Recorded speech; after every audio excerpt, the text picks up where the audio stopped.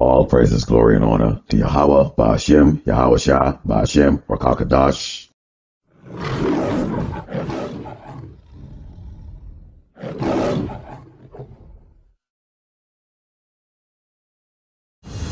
Brothers and sisters in this truth, I'm your brother, Mr. LJ, and today I'd like to share something I found very interesting on the website today. But before we get started, I'd like to start off with a precept from the book of Psalms 64, verse 2 to 4, and it says, "Hide me from the secret counsel of the wicked, from the insurrection of the workers of iniquity, who whet their tongue like a sword and bend their bows to shoot their arrows, even bitter words, that they may shoot in secret at the perfect. Suddenly do they shoot at him, and fear not. They encourage themselves in an evil matter. They commune of laying snares privily. They say, who shall see them?" Okay, and that's from the book of Psalms 64, verse 2 to 5, Salakia. All right, well, what I found today was an interesting article from the Examiner here, and it's actually from the Washington Examiner, and you can see here this Kylie McGee White down below here. She's the commentary writer. Now, when I first look at this article, you read it and it just seems interesting here. Coronavirus vaccine passports would be a draconian disaster. Now, as I read through this, it says the Biden administration is reportedly working with technology and travel companies to develop coronavirus vaccine passport that will show proof of vaccination as the country begins to return to normal. And of course, they've been peddling this normal,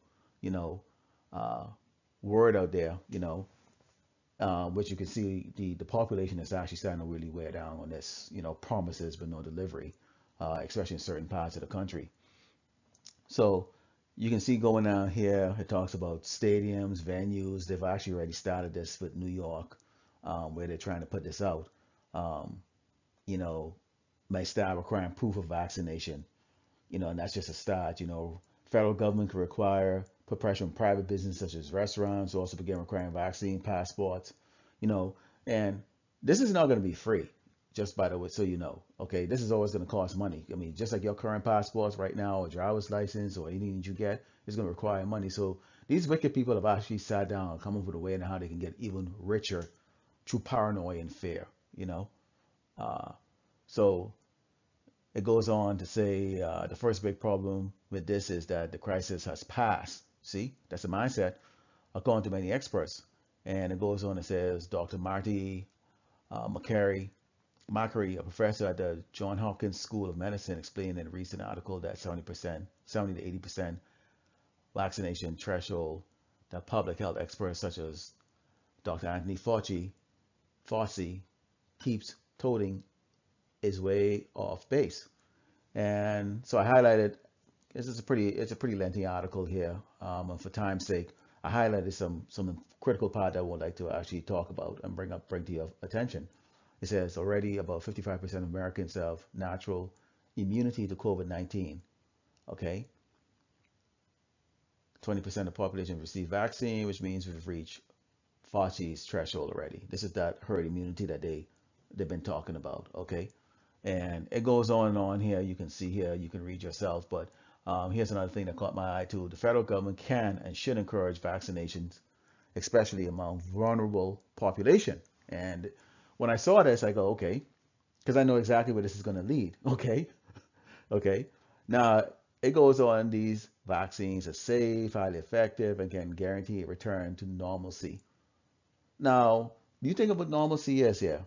Hey, for those that like to go out there and, enjoy all of the, you know, the pleasures of Great Babylon, America, and, I guess that's what they want to do. For the rest of us, normalcy is being broke, uh, jobless, homeless, continuously persecuted by the police, um, threatened, humiliated. That's normal. Okay, so That's what they would like to go back to, being on top. Because right now, what this COVID uh, pandemic has done is essentially created a level playing field. Many Edomites, Moabites, and the works, along with Jakes, and that the Jakes, when I say Jakes, that means the tribe of Israel, which consists of the 12 tribes. That includes you Hispanic, you so-called Mexicans, you South Americans, blacks, Latinos, what they call us over here. Okay, that's included in that, have all felt the impact of that, whether financially or the fact that your normal way of doing things in life has dramatically changed and you've had to adapt your life to the current situation. So it says here in green that I highlighted, millions of Americans are hesitant about these vaccines, and they should be. It's not fair to dismiss them as anti-vaxxers. It goes on, talk about the emergency use and the fact that people should have some say in whether they go and take it or not.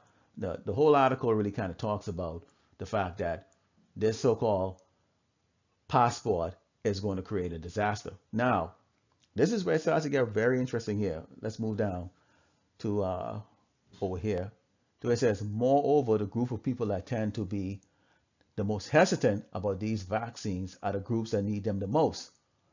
Black Americans. That's us. Okay, Israel. All right. Now they always pick blacks. All right, because they don't, because remember, most of the world doesn't really realize, the most of the regular stupid people out there don't realize that Israel consists of 12 tribes, and we're like a speckled bird. Okay, we look different. Some of them actually look like Edomite. Some Israelites look like Edomite, but for right now, the blacks, so-called blacks in this nation, is constantly used as a guinea pig and picked on. So it said, Black Americans and other minority communities are statistically less likely to seek out vaccines, even though they've been hit harder by the coronavirus than most. Forcing these groups to carry around a COVID passport won't convince them to get the vaccine.